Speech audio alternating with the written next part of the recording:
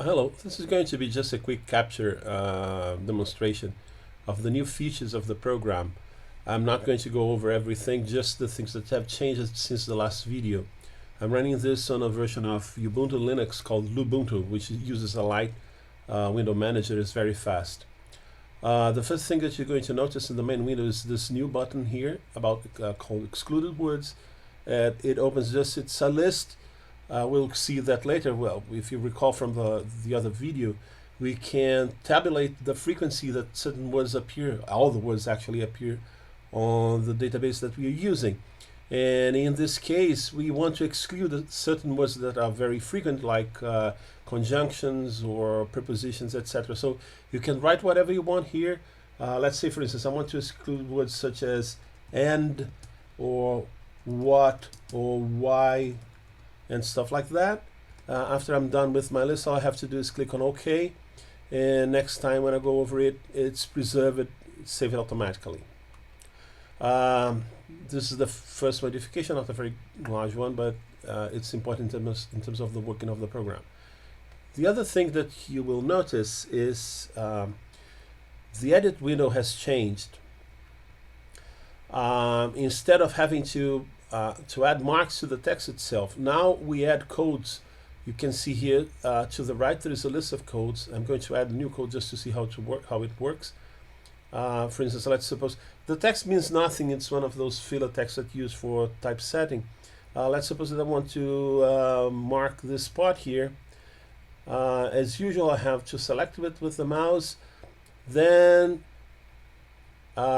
click on the insert tag. You have the familiar window that you had before. You can add new codes if you want. Then I'm going to select this code, and here it is. So a new code was added here.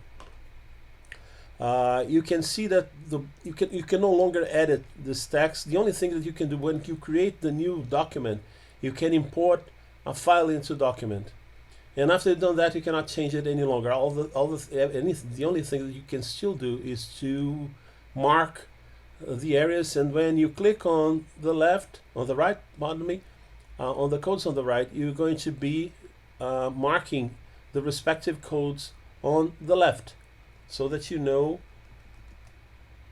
what you are referring to.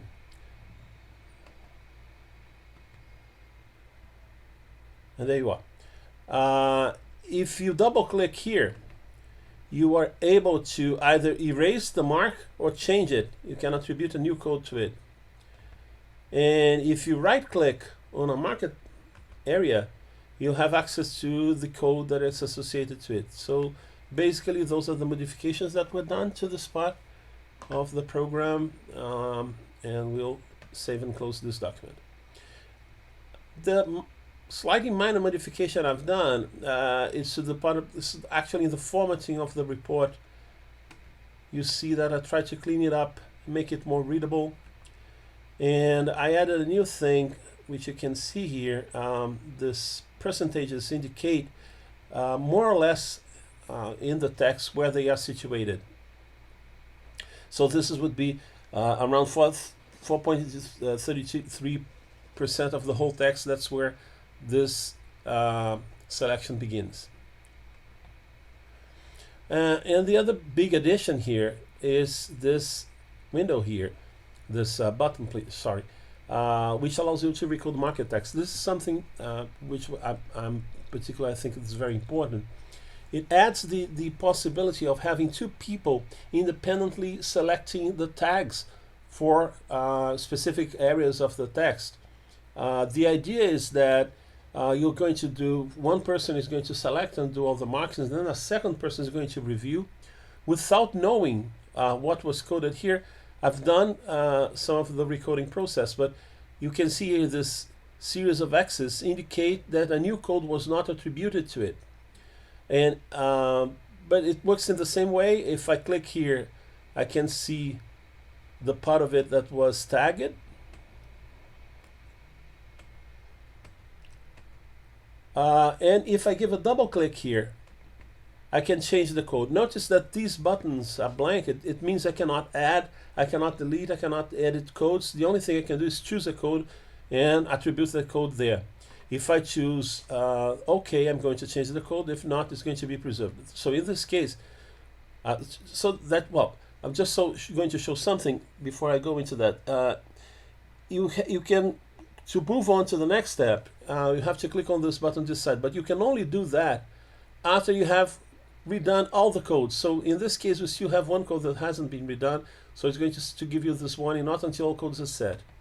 So we have to change this. I double click here, and I have to choose one code. Let's say that I choose code 2. Now I can do it, and as you can see, I'll go back for a minute just to show you another thing. Let's change the code so you can see what happens.